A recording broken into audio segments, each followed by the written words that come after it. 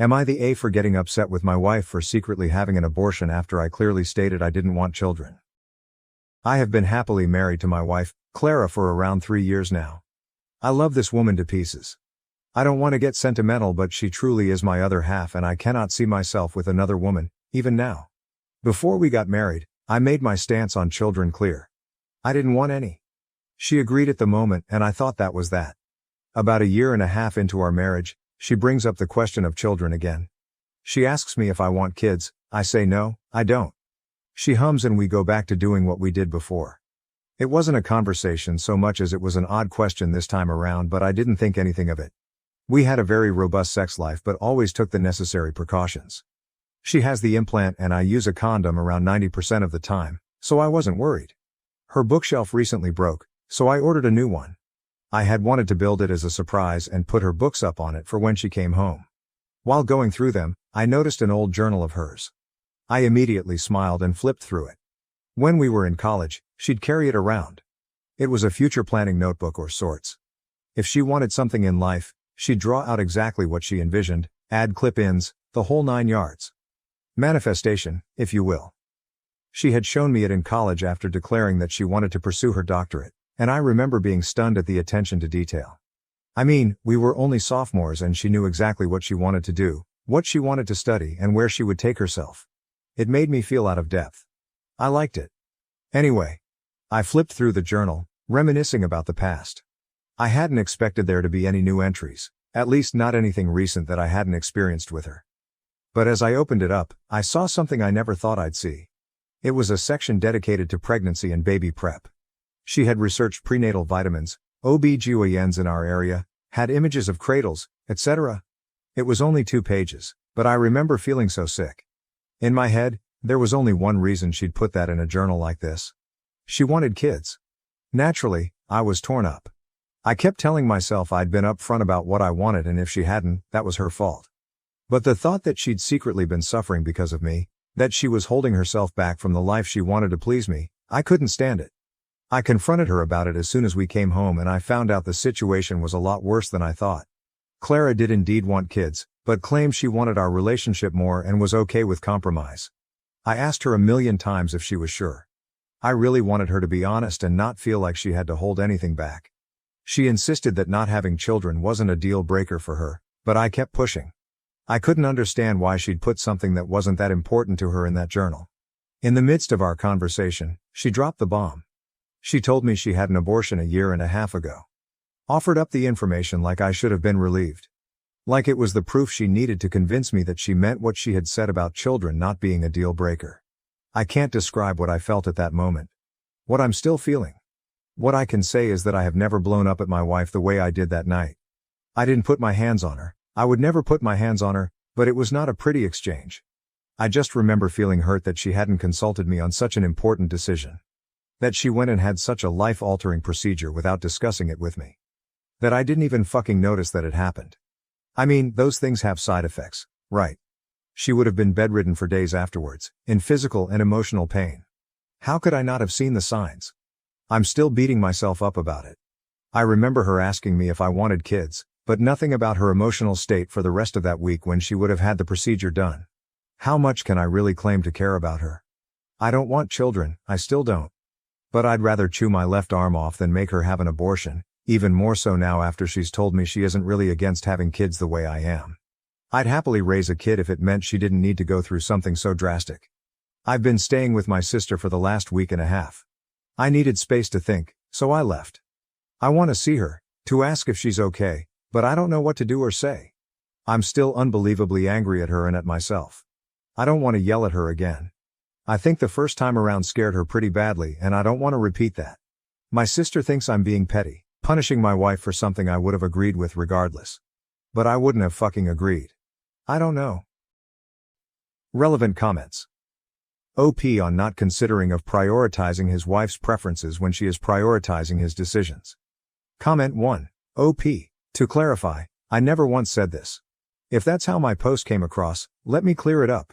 If she came to me as asked to start trying for a kid, in other words, to go off birth control and stop using condoms, my answer would be no. I've always been firm in that. She's never pushed the issue, but no amount of begging would entice me to plan to have a child. Having an unplanned child, on the other hand, wasn't something we discussed. Obviously, hindsight is 20/20, but that doesn't help much here. Update. I woke up to lots amount of comments and outright hate, so I thought I'd clear a few things up. A lot of you were concerned about me snoping in Clara's journal. I met this woman when I was 6 years old. We had experienced over half of what she had written down in that notebook together. She's been letting me read her entries routinely since college, though I would read them more often back then. Like I said, I found her decisiveness incredibly attractive. But college was 6-7 years ago and times have changed. I'm not sure if she has other journals, but her use of this specific one died down as we got older, and so did my readership. I felt no qualms about picking it up and reading it that day because I quite frankly never have. This was not the first time I read that journal without her present, as I've been given express permission to do so. It was meant to be a quick trip down memory lane. I had no idea she had added more things, let alone pregnancy planning. She keeps all her old journals, sketchbooks, etc., in the same area, and this book was in that pile. You should have gotten a vasectomy. I'm not discussing my reasons for not wanting kids here, but I did discuss them thoroughly with Clara before we got married. Our reasons for not wanting children were very similar based on that initial conversation, but I guess hers wavered as time went on.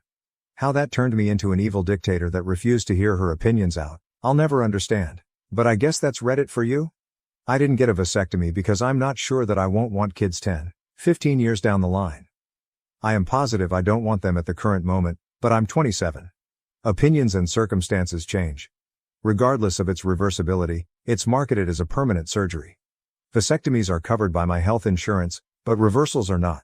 It simply made no sense to invest in something I wasn't sure could be undone if I didn't want it anymore, not when Clara and I were taking the necessary precautions to avoid pregnancy otherwise. She got on birth control way before we started having sex. I had absolutely nothing to do with that decision. As far as I know, she's quite happy with it. The chances of pregnancy with the implant are less than 1%, even less when using condoms as well. We talked about the decision together and ultimately decided a vasectomy wasn't the right choice. Someone actually went as far as to say that because I didn't get my vas deferens cinched, an unexpected pregnancy was inevitable. A 0.5% chance and inevitable are two vastly different things. You guys do realize that vasectomies aren't 100% effective either, right? Unless you're pushing for abstinence, I really don't want to hear it. We also don't go raw unless we both agree to it, which I would never pressure her to do. You verbally abused her. Clara and I both grew up in shitty homes. Our parents yelled and were extremely combative. After growing up in that environment, we agreed to avoid that kind of behavior in our relationship, and we do our best to keep to that. I have never raised my voice at her before this argument. I'm more on the timid side, so I imagine it was a shock for her to see me so angry. She also just doesn't do well with yelling in general. It wasn't my words, so much as it was my tone. Should I have raised my voice? No, but I'm not an infallible robot. My comment about not putting my hands on her was to draw conclusions away from physical violence. Clearly it wasn't taken that way and had the opposite effect. The exchange was heated on both sides, lots of things were said. It was the worst disagreement we have ever had, and we have been together for close to a decade, close friends for even longer. That being said, I still think it was on the tamer side of the overall spectrum, relative to other people. That spectrum might be a bit skewed due to my childhood, but take that as you will. You're a dick for leaving her for a week and a half. To be fully clear, this was a mutually respected decision. I told her I needed space to think. She suggested I take it outside the house. Granted, she wasn't the happiest when she said it, but we had just finished a heated argument. We texted the entire time I was at my sister's place. Very dull and mundane conversation, mostly pleasantries, but I didn't just abandon her. We weren't speaking audibly, but we weren't in contact. I don't know how else to phrase that. Things were just tense and very different from our usual level of interaction. Everything was surface level. We would check to make sure the other ate, showered, whatever else, but that was it. There was no continuation of our discussion while we were apart. We were both taking the time to make sure we were in the right headspace to have a proper conversation, as is common for our relationship. It just took me a bit longer to get there. She wouldn't have been bedridden. Abortions aren't that deep. I'll concede to the physical aspect of this. I've often heard them described as a bad period, and a lot of the women in my life tend to tap out during their monthlies, which is what I based my assumption on. I accept that it was incorrect. Though I'm not sure if I should, because half of you agreed with my take in the post, condemning me for not noticing, and the other half told me I was overreacting. Again, I guess that's Reddit for you. More importantly, I will not agree on the general take on the emotional aspect. At the time, I still did not believe Clara genuinely wanted to have an abortion after hearing her updated stance on having kids. I imagined her feelings would be on par with someone who experienced a miscarriage rather than an abortion because of this. I still do. The only thing that would change my mind at this point is Clara herself. You should go to couples counseling and seek therapy individually. We are both in different types of talk therapy and have been for several years. I'm not sure how helpful couples therapy would be on top of that, but I'm not opposed to it. Asking if you wanted kids was enough, she doesn't owe you anything. Reading through the comments, many of you thought this, and we're simply going to have to disagree. As the father of the child, the decision to abort should not have been made without my clear and explicit knowledge that she was pregnant. We weren't separated at the time, nor did I cheat, and contrary to popular belief, I'm not abusive. I deserve to know. I won't apologize for expecting my wife to consult me on family planning decisions. I'd do the same for her 10 times over if roles were reversed. Call it controlling. I really don't care. Asking if I want kids is a completely different discussion than terminating a pregnancy. I am on my way home now and will update if the situation changes, likely sometime this week. I'd ask for well wishes, but I think it's clear none of you are rooting in my favor. Fucking hell. Edit. Took out the numbers to prevent text from looking long and blocky. Final update. Before I got into where Clara and I are now, a lot of you had some misconceptions concerning things like me reading Clara's journal, vasectomies, and other things. I made a separate post addressing those. Read it, don't, whatever. I came home the morning following my initial post and Clara and I had a very long conversation. We both apologized for letting the previous conversation get out of hand and acting out of character. I also explained why I left in the first place and apologized for raising my voice. She's especially sensitive to that kind of thing, so I addressed it first. She forgave me and said as long as we could keep things calm this time around it would be okay. She was more interested in finding out what I was so deep in thought about that I was gone for so long. Again, we do take breaks from conflicts from time to time and revisit them when we're calmer, though this was the first one where I physically removed myself from her proximity. I told her how I initially felt after reading her journal entry.